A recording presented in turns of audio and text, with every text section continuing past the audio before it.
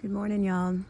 We're back in the backyard apothecary garden, and it's an overcast day, at least for now, here in the Texas Hill Country. So I feel really grateful for that because the plants have been just exhausted with so much heat. And it seems like even when we water in the morning, it just gets so blazing hot that everything is wilted soon thereafter. So a nice overcasted, cloudy kind of day, and there's something really cute happening over here. If you look, if I walk over to the kits, then they just all run and hide. So I'm gonna try to creep up and zoom in.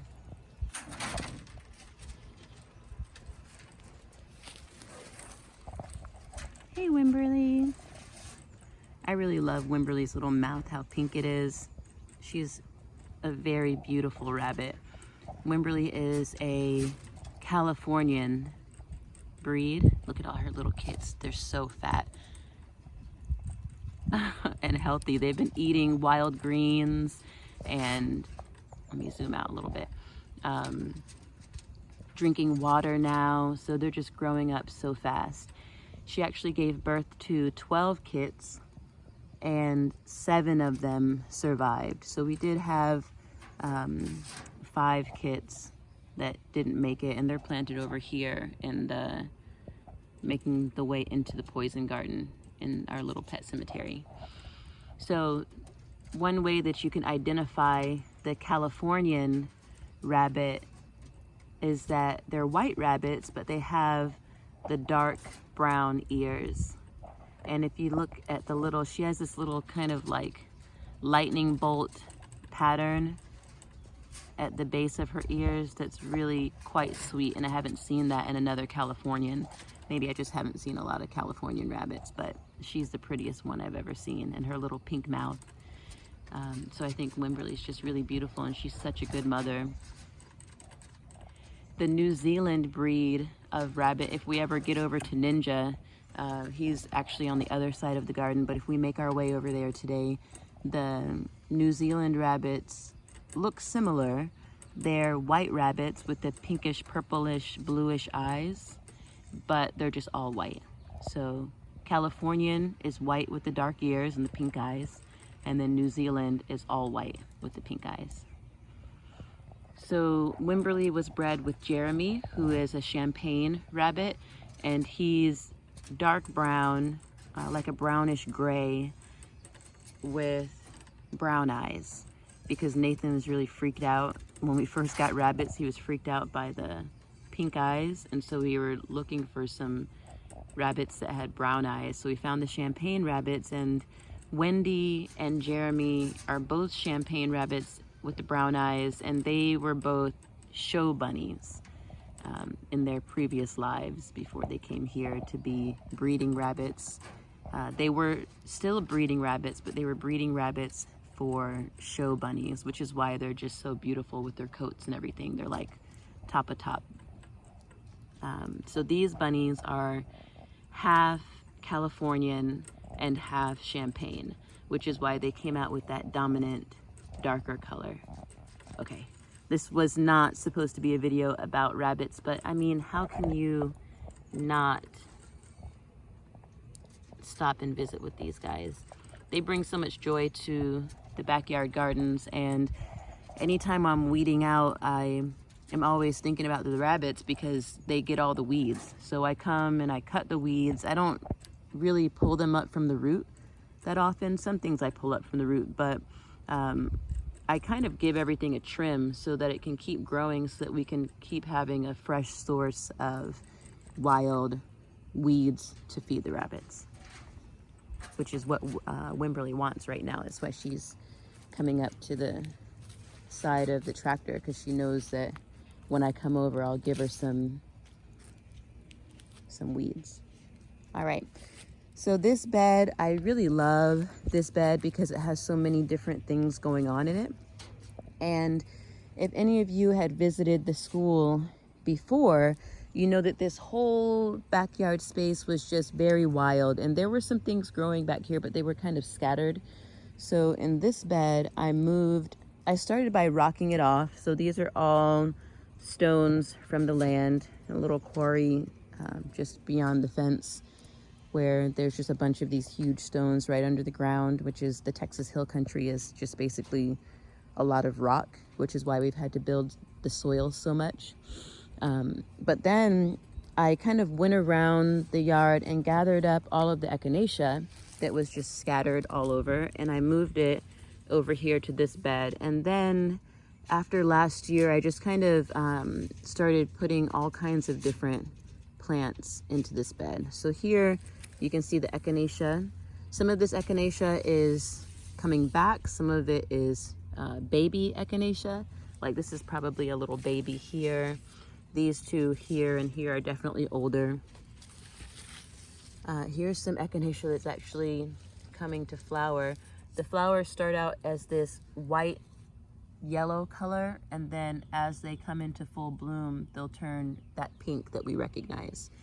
I came and threw a bunch of rabbit dung out here yesterday, which is in pellet form already, and it just spreads throughout the garden really easily. More Echinacea. Here's some yarrow, and all of the baby yarrow from the circle bed in the front and this bed here. This is the yarrow that I grew from seed that I'm really proud of, but it's why it's so small, and the leaves look very young because it was just grown in the winter. Here is the motherwort, and if we look up, this whole backyard apothecary garden is under this canopy of oak trees, really all the way around. We can spin and see. So there's quite a bit of shade back here in this garden. So things that would be blooming right now or getting really tall if they were in the front gardens are moving a little slower because there is so much shade back here. And I think the motherwort is a good example of that. The motherwort actually is taller than it got all last year right now, but I expect that it will get a lot taller still.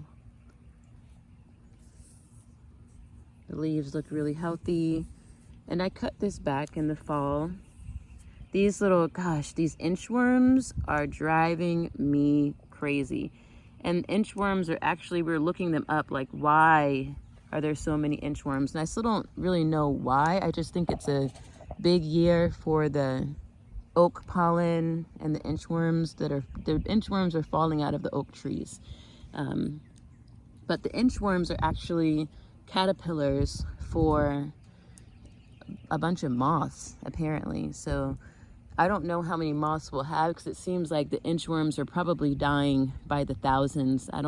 We're stepping on them all day or swiping them off of ourselves. The chickens and the ducks are eating them, so I don't know how many of them will actually survive, but it should be a big year for moths if they do.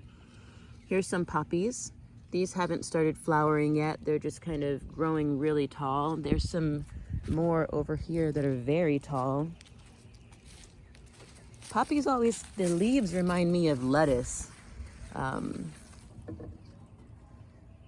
which is really interesting. But these guys are just really healthy and growing up. And these are the same poppies that we brought home and scattered from Tennessee in the summer. Over here we have another mullein, big and healthy, silver in the middle. And even though the inchworms are all over the place, they don't seem to be doing much damage to the plants. So I'm grateful for that, because I would think that the inchworms would be eating everything, but it doesn't really seem like they are. Here's a bunch of chamomile, and this is what I was talking about, how I don't really thin out my stuff, and maybe that's not the best thing. I don't know if everything would just be bigger and more glorious if I was thinning everything out. All of this chamomile was grown from seed in the front gardens last spring, and I just pretty much scattered it, and then once it got kind of big, I moved it back here into the backyard garden. So it's getting ready to flower, and if we come over to this bed, oh, there's the yarrow, but we can see a lot of the chamomile will probably flower over the next couple of days. You can already see the little petals getting ready to open. And it's flowering a lot faster this year than it did last year, just because it was newly planted last year.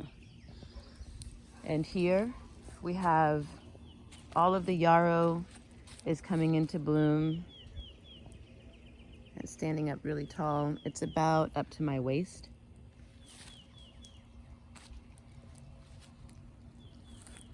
And what I love here is that, oh, I was gonna say the ladybugs are all over, but that's not a ladybug. Let's see if we can find a ladybug. Not quite time to harvest yet, but soon. Oh, here's a ladybug.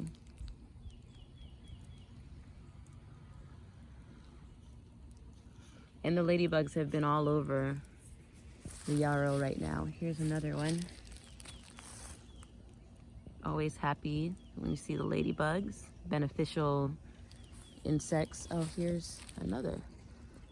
Let's see. There we go.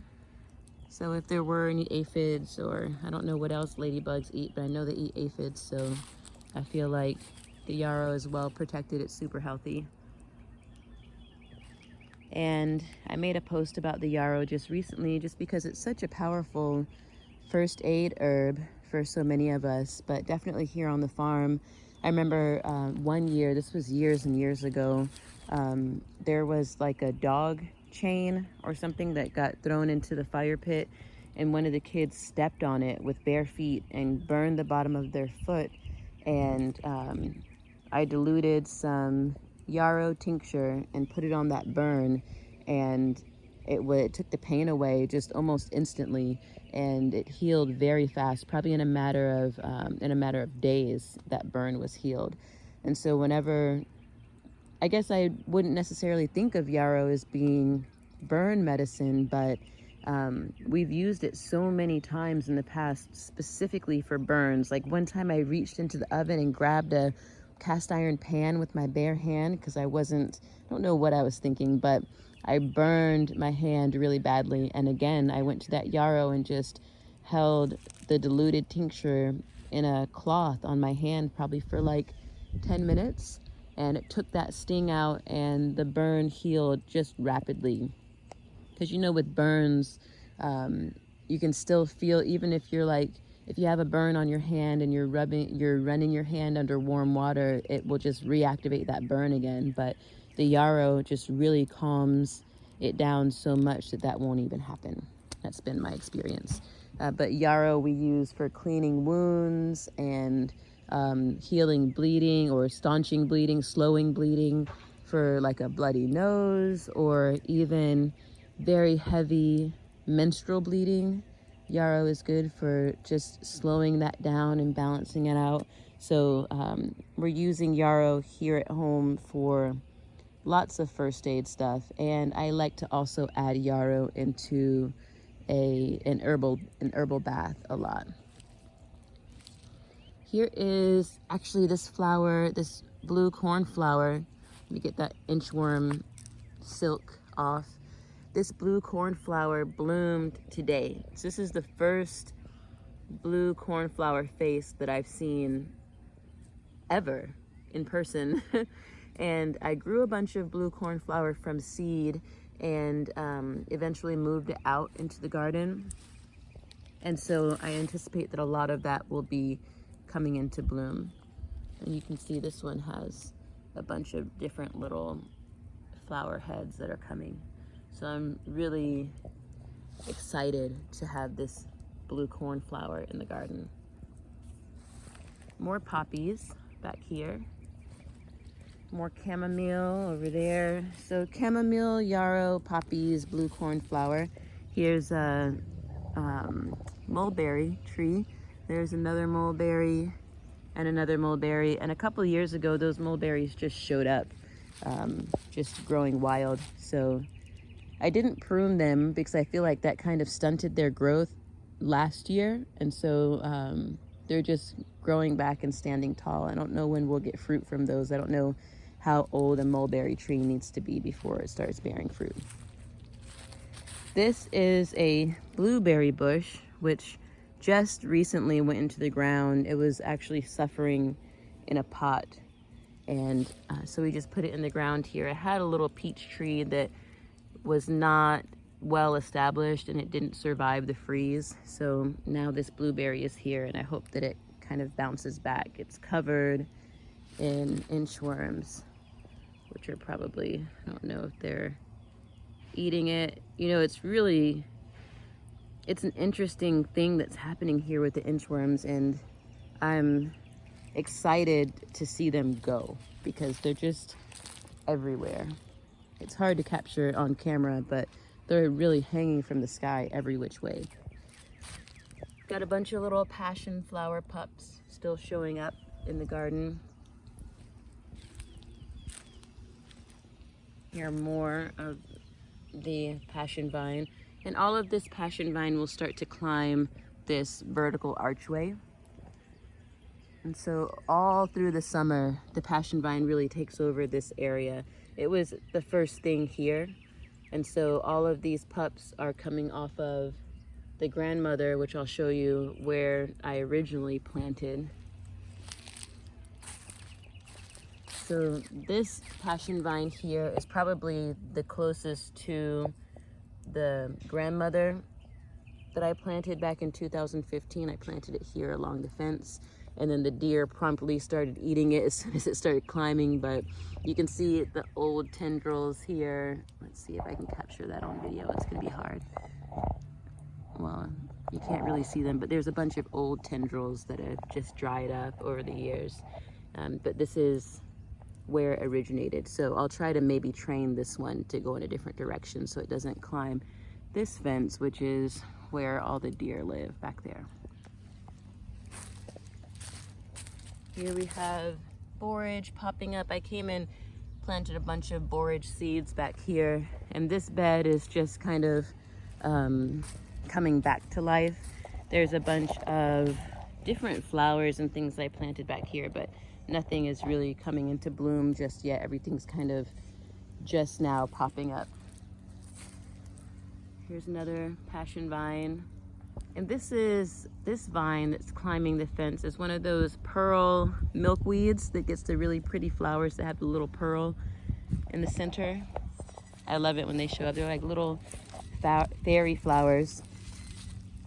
This is Trumpet Vine that's coming back. I planted this last summer, I think, or maybe even in the fall, and it died back and it overwintered, and now it's coming back. So I'm glad that it survived that freeze. There's more little passion vine pups popping up. More and more. Here's some older like fava beans, and I don't think that they're gonna really do all that well. I think that I just planted them too late. Just a few more plants and then we'll wrap up this video so it doesn't have to be too long, and then we'll go over throughout the rest of the garden another day. Here is the wisteria, which survived the freeze, and I was looking at these cones the other day and I was like, what are those cones? What are they gonna do? And they're the flowers, duh. So here's one that's opened up. I've never grown wisteria before, so I didn't know what was going on.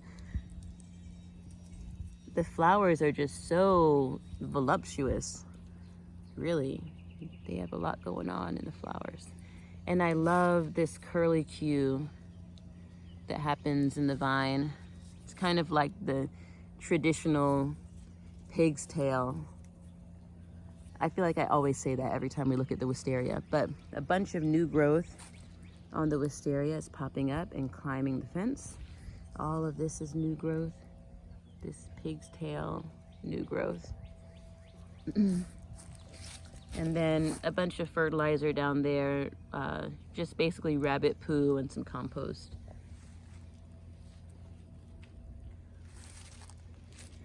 This is the Turk's cap, which I don't think is going to come back. I'll probably come and clean that out and put something else there, because the Turk's cap was fairly new and so it just didn't survive that cold, I don't think.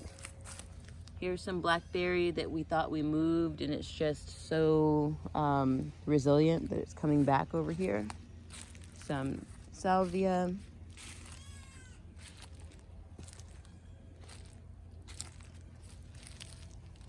more of the blackberries.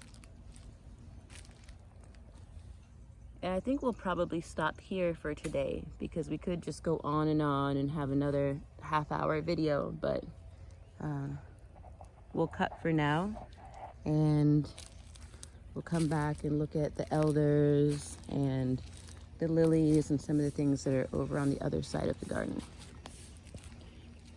I don't know if you all can hear, but there's all this like buzzing and working that's happening. So many people are working on projects, and we're working on the rainwater tank and also on rebuilding our deck, which we pulled out, which is crazy to have so many projects going at once, but it's kind of how we do things here sometimes.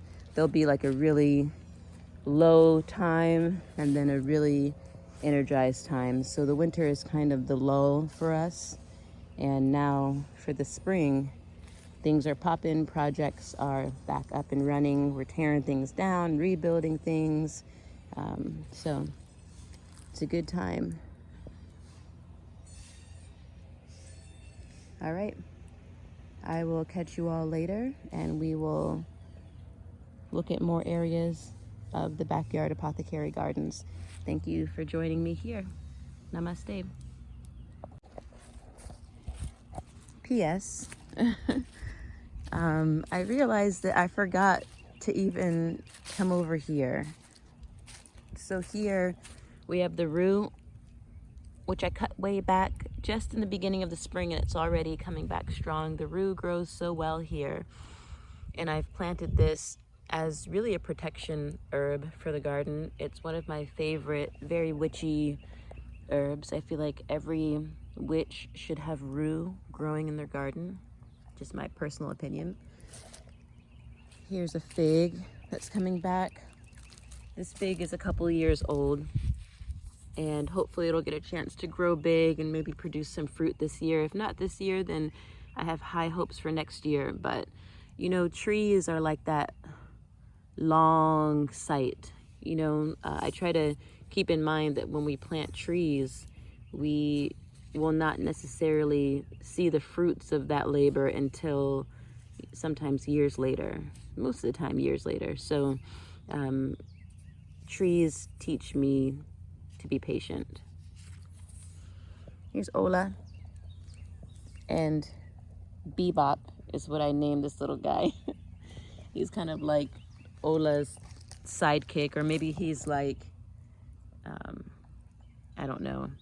They're both these like ascended masters in my opinion, and they always seem to be saying something different whenever I come out to the garden. Ola is usually saying "Ola," but she says other things too. This is some, I wish you could feel this because it's so soft. It's kind of like just a very soft flower, and I've never planted these before, but they're called I think money plants, and they have this really papery kind of transparent flower that they bring, I think, in the summer. So we'll see, but I like them in this form too. I love the leaves. They're kind of they have this curly kind of thing going on, and they're very soft. Marigolds are popping. I think that's a marigold. I threw so much seed over here, and I'll probably plant more because a lot of it I think didn't reach the soil. So I need to come out here and be a little bit more intentional with some of the stuff that I plant in this area. But this is what I wanted to show you, this glorious, beautiful kava. This is the kava that was out on the front porch last year, and we took it inside under the grow lights all winter, brought it back out here after we were past a danger of freeze. And I'm really thinking about putting this kava in the ground just to see what happens. It really likes it back here. The leaves are very healthy.